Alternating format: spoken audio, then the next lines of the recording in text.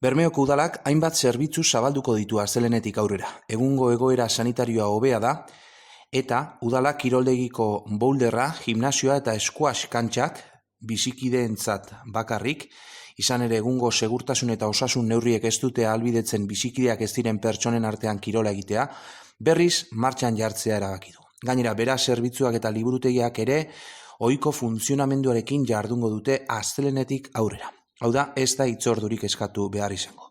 Kiroldegiko zerbitzuak erabiltzeko hori bai hitzordua eskatu beharko da, irubebikoitzabermeo.eus webgunean, kiroldegiko zerbitzuak pausoka irekitzeko lehenengo fasea bukatzen denean, martxoan zehar bigarren fasea burutuko da eta igerilekua zabalduko da. Aurrerago, zehaztuko dira igerilekuaren irekierarako datak. Azkenik otsailaren 25etik aurrera, filmak Nestor Basterretxea aretora itzuliko dira zinegoaken eskutik, eta 26etik aurrera zinema arruntaren lehen saioa egingo da.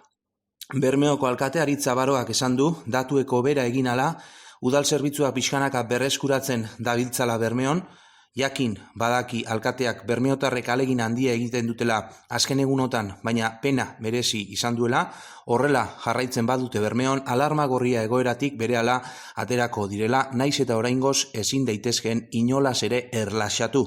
Lehen bizi, umen jolaslekuak, skatepista eta aire libreko kirolguneak zabaldu dira, oraingoan kiroldegiaren berazen eta liburutegiaren txanda izango da. Horixe, Bermeoko alkate Aritz Abaroak esandakoa.